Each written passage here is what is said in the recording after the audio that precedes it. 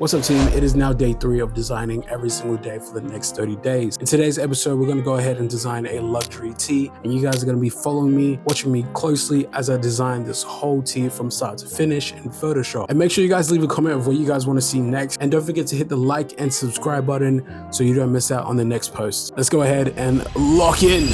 So here's the references we're going to be using to create this luxury graphic, mainly the one of the guy holding the Babe Star, the Star Fox not so much, and the one below that. I think I was just looking at placements, but yeah, just going to make a design based on these. So opening up Photoshop, I'm just going to keep it within the same project file so I can keep everything in the same place. And I have this image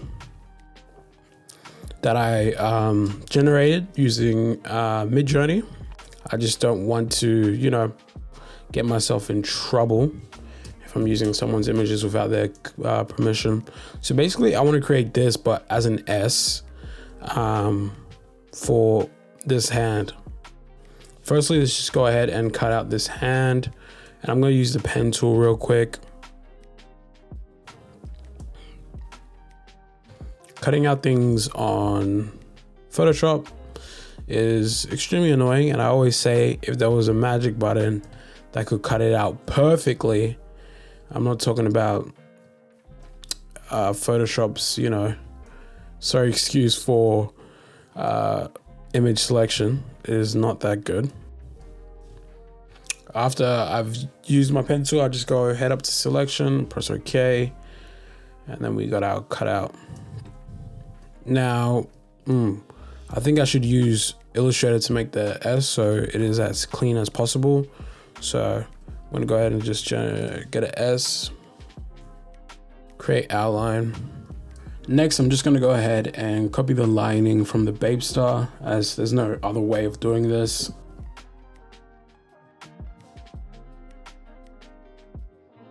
There we go.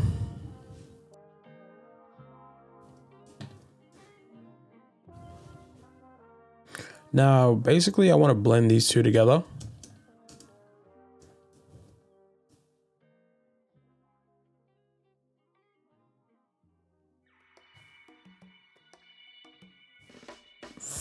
I'm just gonna go object path, offset path, set it to about 5. There we go. And I'm going to select the back, and I'll use this. So annoying, this perspective thing. I'll use Shape Builder to make this adjustment. Delete, delete, delete. Actually, delete too much. Which one? I think this one's more visually pleasing, so I'll keep this one. Make it all one shape, and let's drag it into Photoshop. Start getting to work.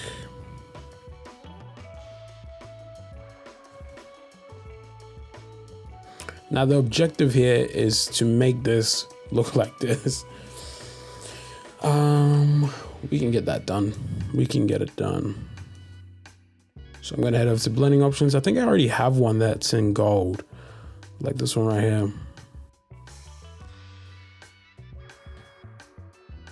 This is kind of perfect, actually. I don't really need to do anything else.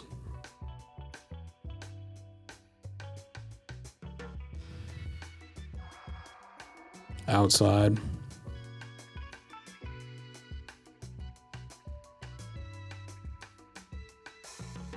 And I'll make another one, another stroke in here. It's a gradient. Let me change it to color. Inside. I'm gonna make it black.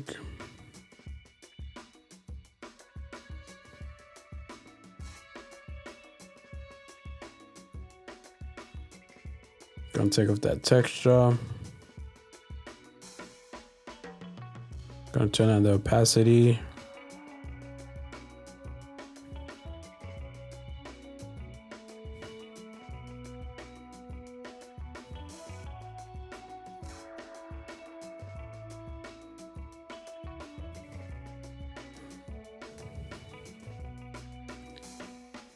Convert this into a smart object.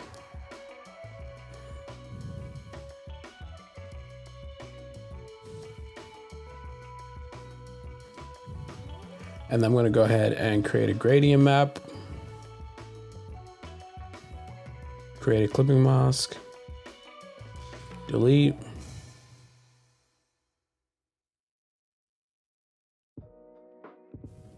Delete.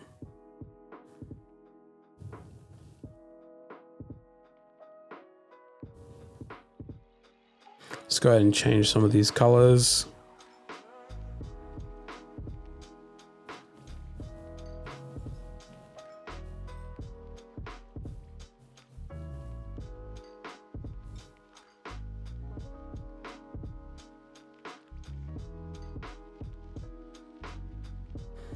And now we just play with these values until we get our desired look.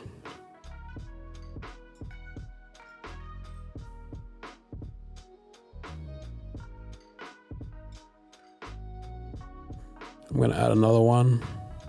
Ooh. Actually, no.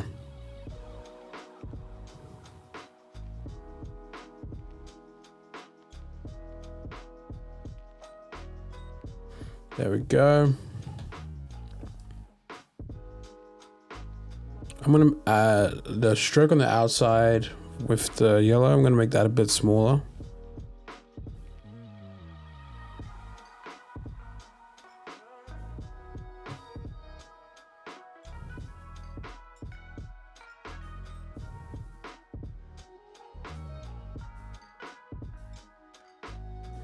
There we go. And play with these values a bit. I think I'm gonna keep it like this and just start cutting it out. So convert this into a smart object. Let's group this, make a duplicate. In case we want to go back, turn this one off. And then turn this down. Add a mask. Make the brush super hard. And now let's get to work.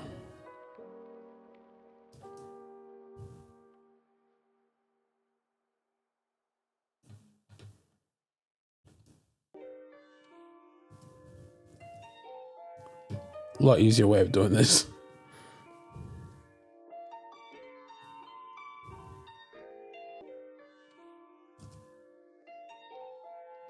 There we go.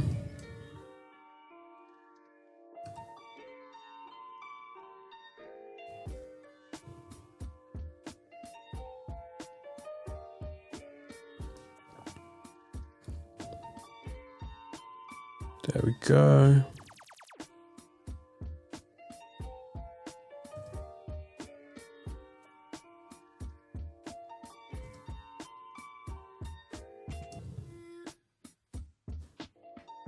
There we go. Turn this up. Now let's start by adding a new layer and creating a clipping mask, and we'll start adding some shadows to make this a bit more realistic.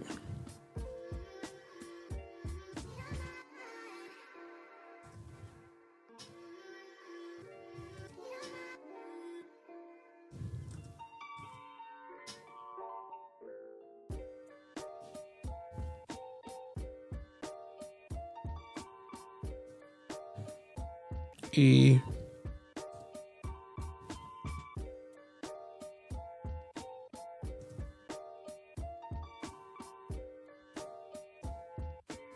Go, and then we'll add some highlights in some certain sections.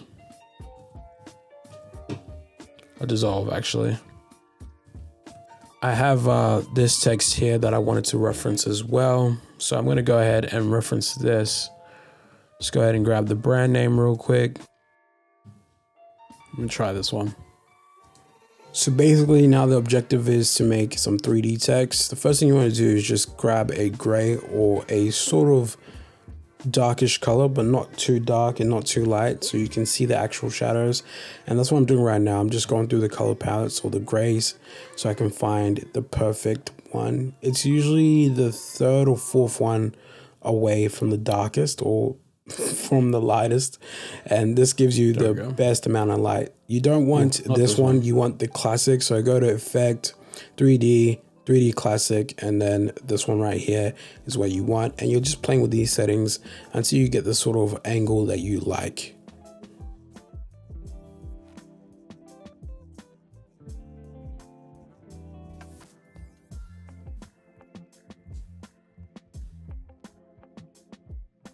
Now, what most people don't know is you have the ability to edit your actual 3D text. So if you just double click it, it's still a live object.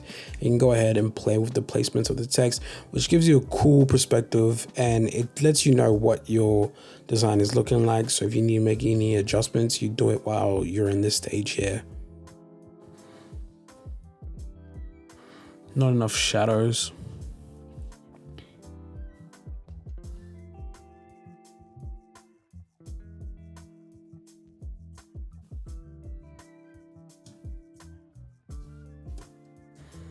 Let's go convert this into a smart object. Warp.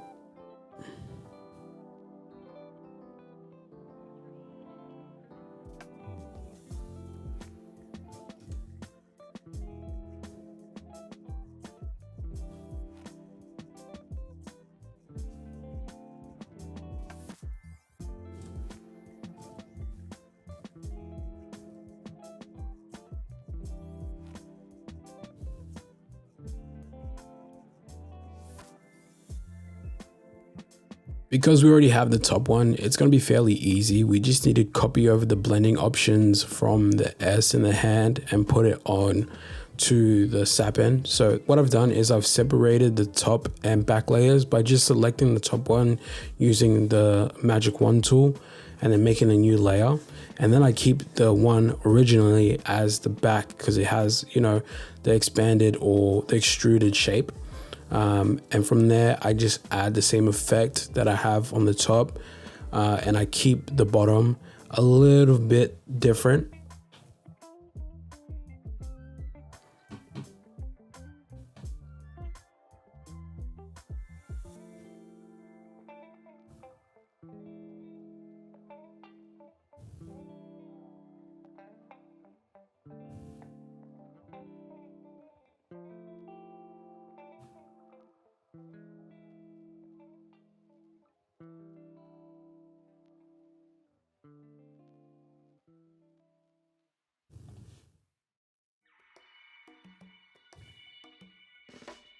Now, if you want to go true vintage, you keep the bottom black like this, but obviously I was just playing around seeing which ones I like the most because design is about feeling. So if something feels off to you, you kind of want to adjust it, but you don't want to play with it too much because then that's when you start going into the perfectionist loop.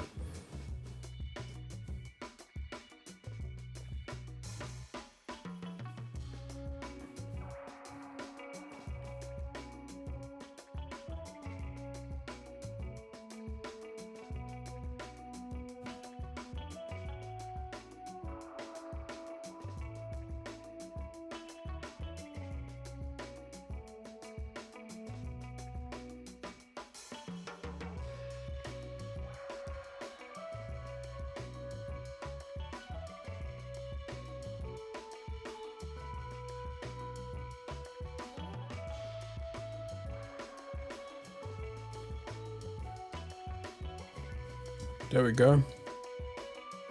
Convert that into a smart object. And I want to grab the color that we use to color this one as well.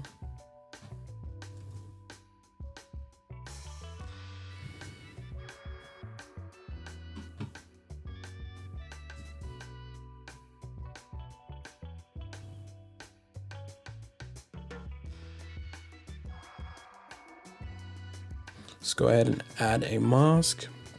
That was a whole idea. Just trying to get this simple.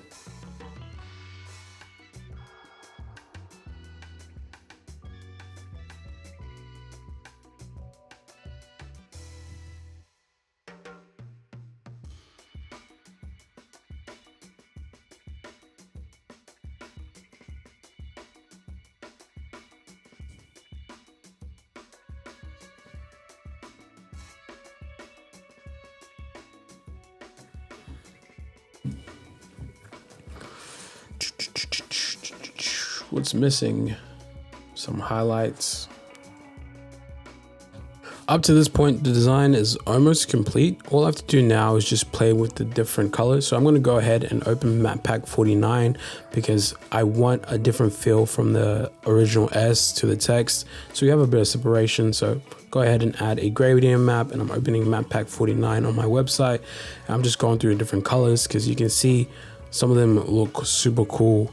And yeah, this is why I love this pack, because it changes your designs almost instantly.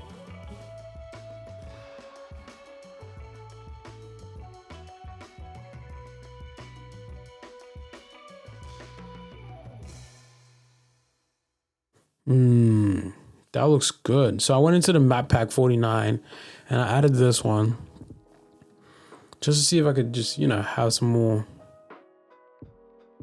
depth towards the actual shine, make it look a bit more realistic.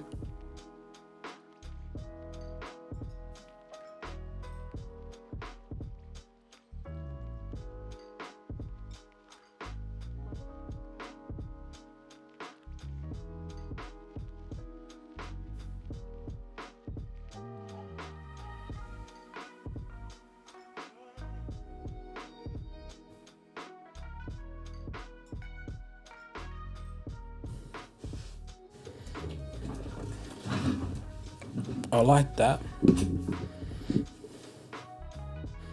Put this on a black t-shirt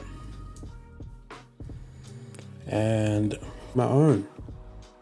So right now we're going to go into the process of making a custom flare. The reason why I wanted to make one instead of using a brush is most of them have a offset or like a gradient, so it's not 100% fill, which becomes an issue when you want to print, especially screen printing a graphic like this, or even DTG. You can see some sort of white bleed.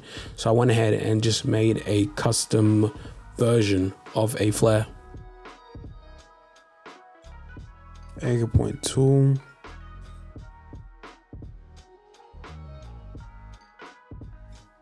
It doesn't let me work it. Let's just fill this in with white and see what that looks like.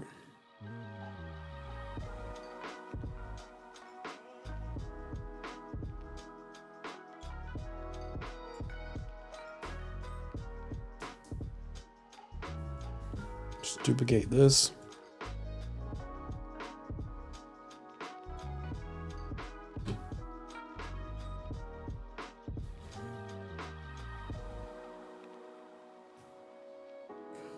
Add another one.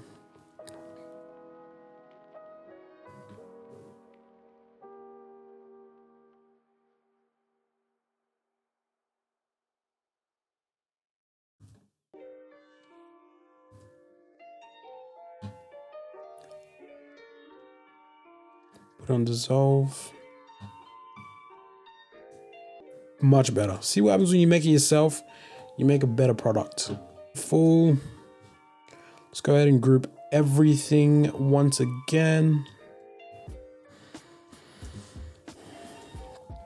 Let's convert this into a smart object after we've made a duplicate. Now I'm going to go to filter and go into camera roll filter. This is where you make your final adjustments, add any textures. So I can smooth it all out.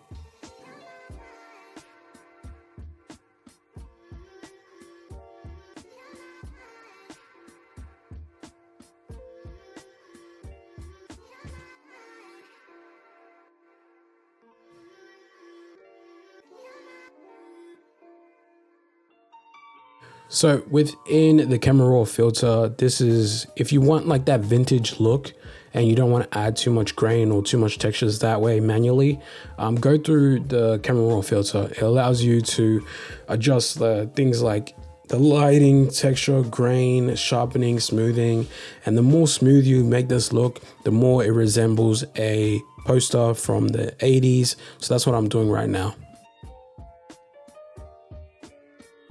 There we go.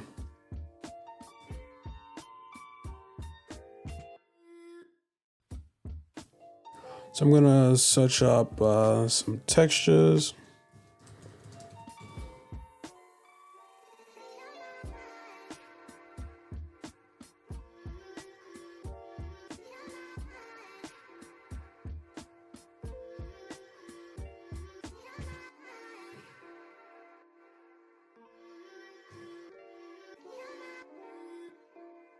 Lastly, I'm going to throw in the texture and just set it to a blend mode where it's barely noticeable, but just gives our design some character.